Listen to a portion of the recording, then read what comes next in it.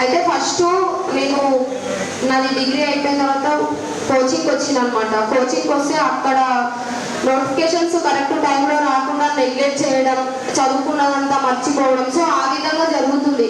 హాస్టల్లో ఉండి నెల ఫీజులు కడుతూ అక్కడ ఇబ్బంది పడుతున్నాను. నోటిఫికేషన్ వేస్తాం అంటున్నా వేయట్లేదు.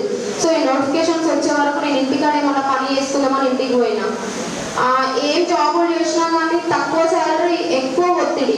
సో ఇదంతా కాదు, ఒకరి మీద కాదు నేను ఆధారపడాల్సింది, నా మీద నేను ఆధారపడతా, మా ఫ్యామిలీకి నేను బర్డెన్ అవ్వద్దు అని చెప్పేసి బర్డెన్ తీసుకొని కాస్తున్నా.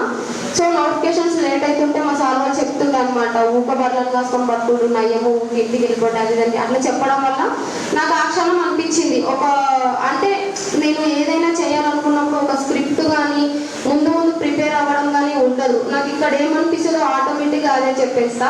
సో కొంతమంది ఏం చేస్తారంటే అక్కడికి వెళ్ళినప్పుడు అక్కడ ఉన్నటువంటి సిచ్యువేషన్స్ ఒక స్క్రిప్ట్ వైజ్గా రాసుకుంటారు, అలా రాసుకుంటే నాకు చెప్పడం రాదు. నాకు ఇక్కడ ఏమనిపిస్తుందో అదే ఆటోమేటిక్గా చెప్తా. సో వీడియోలో కూడా నాకు ఆ క్షణం అది అనిపించింది. డిగ్రీలు చదివితే మెమోలు వస్తున్నాయి తప్ప జాబ్లు వస్తలేవు. ఆ టైంకి నాకు అనిపించింది, అది నేను వీడియో చేసిన. సో ఆ వీడియో బాగా పాపులర్ అయిపోయింది. 1 monthలోనే నోటిఫికేషన్ వచ్చింది. తర్వాత అది V6లో వేశారనమాట. V6 నాకు లైఫ్ ఇచ్చింది అనమాట. ఫస్ట్ ఆ పేరు పెట్టింది కూడా V6 వాళ్ళే. సో బర్రెలక్క అని వాళ్ళు పిలవడం జరిగింది. తర్వాత కంటిన్యూగా ఎక్కడికి వెళ్ళినా శిరీష అంటే ఎవరో తెలియదు, బర్రెలక్క అంటే తెలియదు లేదు. సో V6 వాళ్ళే నాకు ఆ పేరు పెట్టేశారు. నిజంగా థ్యాంక్ యూ. నాది చాలా చిన్న వయసు, ఇక్కడ ఉన్న వాళ్ళందరితో పోలిస్తే వీళ్ళ మధ్యలో కూర్చోబెట్టడం అంటే నాకు చాలా భయంగా ఉంది అండ్ సంతోషంగా ఉంది. సో ఇంకొక విషయం ఏంటి అంటే, చాలా మంది ఏం ఆలోచిస్తారంటే రాజకీయం మనకెందుకు, మనకి ఏం అవసరం, ఏదో నోటిఫికేషన్, అది ఎలక్షన్ నోటిఫికేషన్ వచ్చినప్పుడు ఎవరో నిలబడతారో వాళ్ళకు ఓటు వేద్దాం వచ్చేద్దామని కాకుండా మనమే ఎందుకు నిలబడకూడదు, మనమే ఎందుకు ప్రశ్నించకూడదు ఇక్కడ జరుగుతున్నటువంటి అన్యాయాల గురించి అని మీరు ఒకసారి ఆలోచించండి. నెక్స్ట్ MP ఎలక్షన్స్ వస్తున్నాయి, నేను కూడా నిలబడుతున్నా మేడ్చల్ మల్కాజ్గిరికి వెళ్ళి. నాతో పాటు ఇంకెంతమంది నిలబడతారో చూద్దాం. ఓకేనా? నిలబడతారా అందరూ? ఎక్కడ ఏ నియోజకవర్గం అక్కడ నిలబడండి.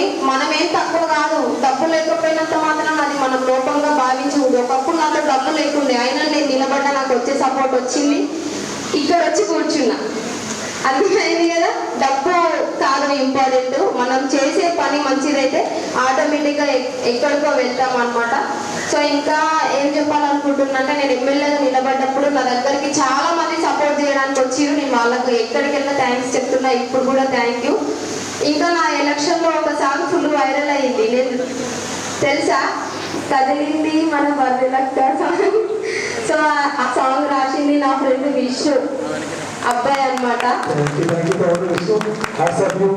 నిజంగా సాంగ్ చాలా బాగా రాసిన విష్ణు, లైఫ్ లాంగ్ నాకు గుర్తుండిపోయే సాంగ్ అది. Thank you.